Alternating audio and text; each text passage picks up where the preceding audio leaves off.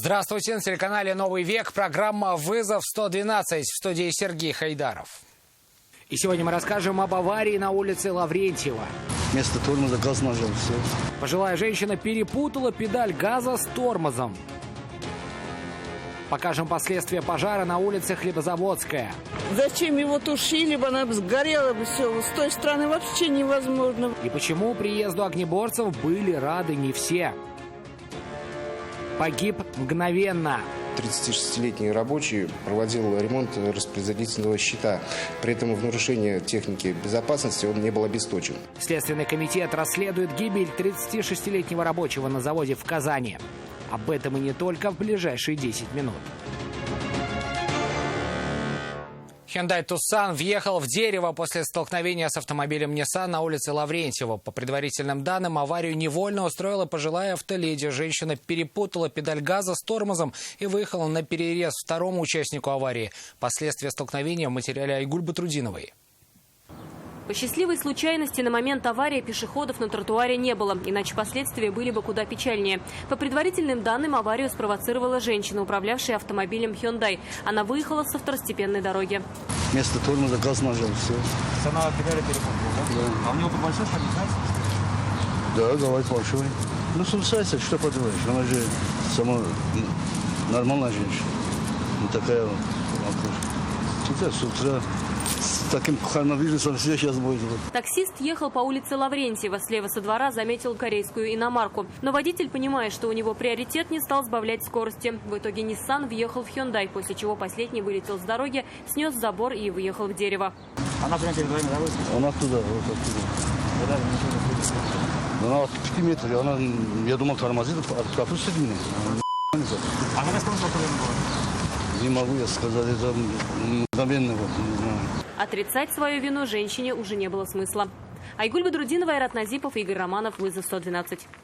А на улице Дубравная столкнулись BMW и Hyundai i30. Последний врезался в немецкую иномарку сзади. Как итог, корейский автомобиль лишился передней части. В происшествии никто не пострадал. Участники ДТП остались дожидаться на месте сотрудников госавтоинспекции. Гаражи сгорели вечером на улице Хлебозаводская. По рассказам местных жителей, незадолго до пожара здесь играли подростки. Прибывшие на место огнеборцы оперативно справились с пламенем, но приезду пожарных были рады не все. Почему, расскажет Илья Хайрудинова. Мамук, смотри, что происходит. Капец, да? Горит у нас тут. Пожар. Пожар сняли на мобильные телефоны многочисленные очевидцы. Языки пламени охватили сарай и гараж около 5-го дома на улице Хлебозаводская. Местные жители незамедлительно вызвали на место пожарных, однако не все были рады их приезду. Зачем его тушили бы, она бы сгорела бы все. С той стороны вообще невозможно. Вот свалка. Ну, конечно, она будет гореть. Мальчишки играли, наверное, вон. Сарай и гараж сгорел. Несмотря на недовольство, женщина все же похвалила работу пожарных. Приехали, говорит, за считанные минуты, потушили пожар еще быстрее.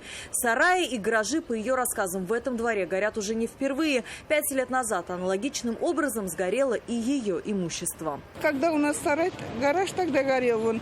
Мы даже не стали его восстанавливать. Если пожарные дознаватели установят, что причиной пожара стал поджог, то полицейским предстоит найти виновников инцидента.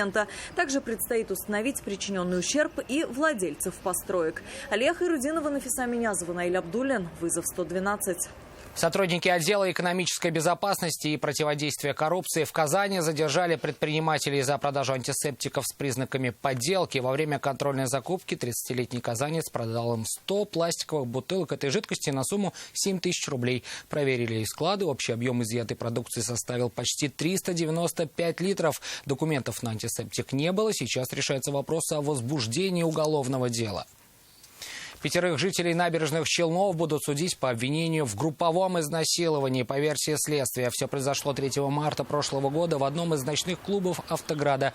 Все 5, в числе которых был и администратор заведения, находились в состоянии алкогольного опьянения. Они заметили 24-летнюю посетительницу клуба, которая также была пьяна. Они вывели ее в туалет, где в одной из кабинок по очереди изнасиловали. В какой-то момент девушка смогла от них закрыться и обратилась за помощью по телефону в экстренные службы. Сотрудники Росгвардии задержали жителя Челябинска, находившегося в федеральном розыске. По предварительным данным, мужчина ограбил 40-летнего казанца в одном из жилых домов на улице Адарадского.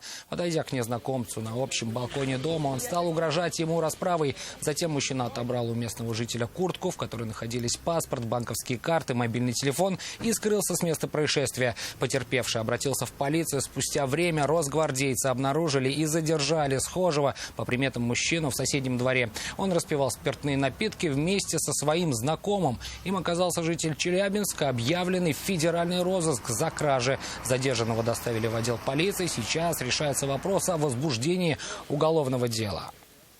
Несколько десятков силовиков прибыли к 11-му дому на улице Айтматова. Полицейских вызвала мать 22-летнего парня. Молодой человек заперся в квартире и угрожал нанести себе увечья. Нафиса Минязова была на месте и узнала подробности. Силовиков к этому дому вызвала мать парня, который уже третий день отказывается выходить из квартиры. Он настолько сильно напугал свою маму, что она была вынуждена позвонить в экстренные службы. Женщина была напугана за жизнь сына. Он грозился ей, что поранит себя. При этом 22-летний парень сам просил вызвать работников психиатрической больницы. Соседка жильца подтвердила, что медики и полицейские приезжают к ним в подъезд уже не в первый раз. Я вот на днях только на балкон выходила, видела, скорая помощь стояла около 11 часов уже вечера. И полицейские были. В итоге полицейские вели переговоры с молодым человеком до 2 часов ночи. Из квартиры он так и не вышел. Сейчас он продолжает сидеть в запертой квартире. Нафиса Минязова, Наиль Абдуллин, вызов 112. 36-летний рабочий погиб в результате удара током на заводе в Казани. Несчастный случай произошел во время проведения работ в одном из цехов. По версии следствия, мужчина ремонтировал распределительное оборудование, которое в нарушении техники безопасности не было обесточено. Получив смертельный разряд, рабочий погиб на месте. Следственным органом Следственного комитета Российской Федерации по Республике Татарстан возбуждено уголовное дело по статье «Нарушение требований охраны труда». Проводится комплекс необходимых следственных действий, направленных на установление всех обстоятельств произошедшего.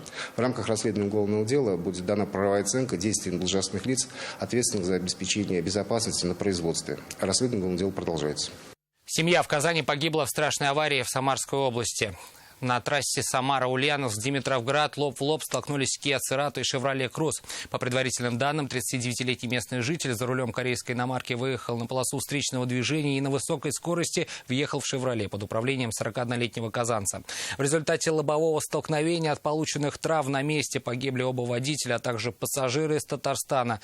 43-летняя женщина, 20-летний парень, 19-летняя девушка и 7-летняя девочка.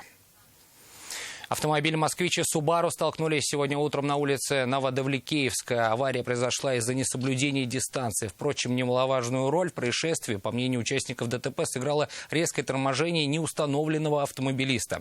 Айрат Назипов был на месте происшествия. Авария произошла утром. Пробки не было, хотя автомобили начали останавливаться перед светофором. Это же сделал и неустановленный автомобилист, за которым и ехал водитель «Москвича». Правда, маневр был весьма неожиданным. Передо мной машина резко затормозила. Я вынужден был тоже остановиться, чтобы просто в нее не врезаться. А машина не успела остановиться, к сожалению, и произошла авария. В отечественную машину въехал автомобиль «Субару». В итоге капот иномарки был сильно смят. Там светофор, просто люди останавливаются. Учитывая, что вину водитель «Субару» признал, оба участника столкновения отправились в центр оформления ДТП своим ходом. Айрат Назипов, Игорь Романов, вызов 112. А в Нурлате инспекторы ГИБДД не бросили в беде пожилую женщину. Ночью во время патрулирования улиц города капитан полиции Ильдар Ахмедянов и старший лейтенант полиции Михаил Королев обратили внимание на 80-летнюю пенсионерку, которая в растерянности стояла у края проезжей части. Выяснилось, что женщина страдает потерей памяти и не помнит, куда шла и где живет. Автоинспекторам удалось установить адрес ее проживания, после чего они проводили пенсионерку до дома. Это все, о чем мы успели вам рассказать. В студии был Сергей Хайдаров. До встречи. И не бросайте вызов судьбе. Вдруг она его примет.